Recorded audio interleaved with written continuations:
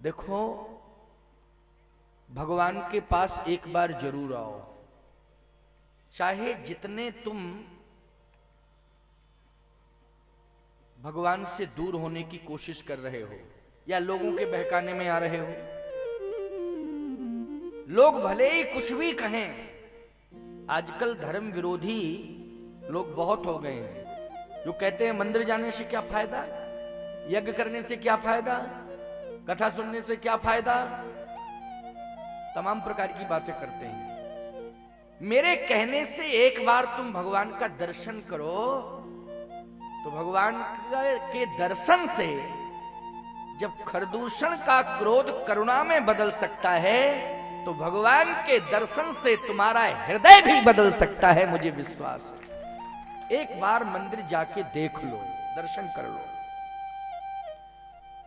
इसलिए मंदिर बनाए जाते हैं, हृदय बदलने के लिए। भगवान के दर्शन से हमारा हृदय बदल जाता है, हमारे कथा सुनने से हमारे विचार बदल जाते हैं, इसलिए कथाएं कराई जाती हैं।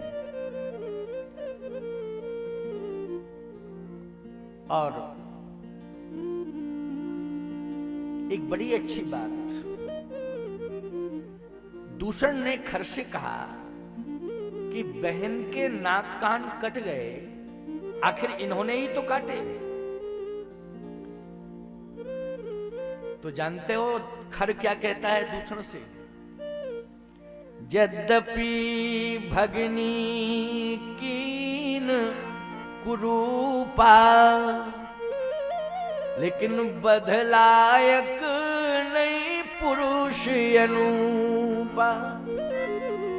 तरुणौ रूप संपन्नौ सुकुमारौ महाबलौ।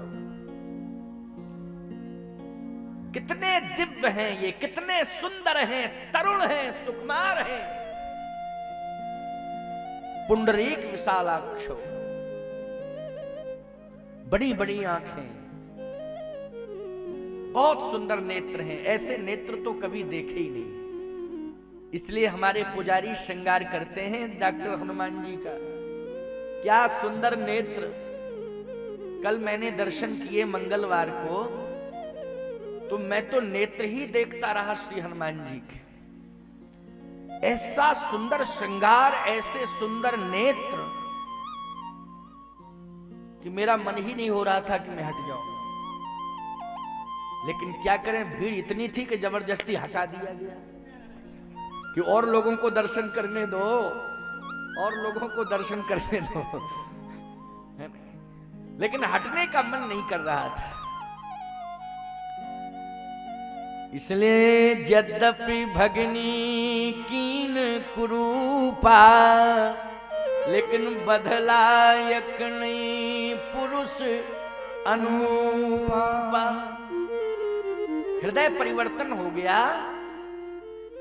क्या ताड़का अपने हृदय में परिवर्तन नहीं कर सकती थी? वो भी भगवान के सामने गई थी तो सोच लेती कि नहीं नहीं नहीं, ये बालक सुकुमार हैं, मारने के लायक नहीं है। मैं कहता हूं, बाण से अहिल्या को मारने की जरूरत नहीं थी, बाण से ताड़का को मारने की जरूरत नहीं थी। जिस तरह से चरण रख के अहिल्या का उद्धार भगवान ने कर दिया, वैसे ही नेत्रों के माध्यम से भगवान ताड़का का भी उद्धार कर देते। बाण के प्रयोग की कोई आवश्यकता नहीं थी, बाण चलाने की जरूरत ही नहीं थी, लेकिन मजबूरी में बाण चलाया। भाई, जब तरण ही करना है, मोक्ष ही देना है, तो ये आवश्यक नहीं है कि बाण का ही प्रयोग किया जाए।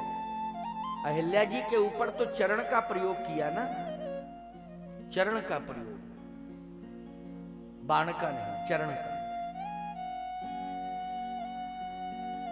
ताड़का के ऊपर भी भगवान किसी न किसी तरह से बिना बाण के संधान के उद्धार कर सकते थे, लेकिन जब वो आक्रमण ही करने लगी, तब एक ही बाण प्राण हर लीना, दीन जान तहि निज पद दीना।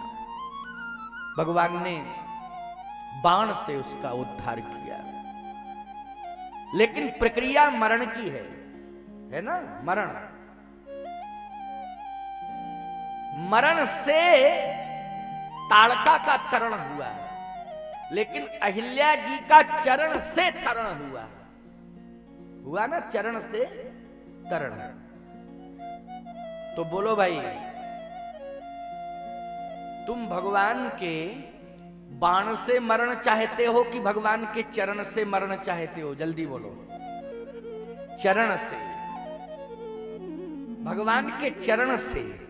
आप कहोगे महाराज भगवान जो है हमारे ऊपर चरण रखेंगे नहीं, वो तो जानकी जी के साथ संबंध जोड़ने गए थे, उनका वरण करने गए थे, भगवान पानी ग्रहण करने गए थे, इसलिए वो क्रम में आ गई अहिल्या तो बाण दे दिया इसलिए, और अहिल्या जी के ऊपर चरण रख दिया तो उसका तरण हो गया। अगर अहिल्या जी के ऊपर चरण भगवान रखे हैं तो इसमें किशोरी जी की महिमा कहनी चाहिए। महिमा तो किशोरी जी की, किशोरी जी के कारण न गए कि अहिल्या के कारण गए, किशोरी जी के कारण गए, अहिल्या के कारण नहीं गए।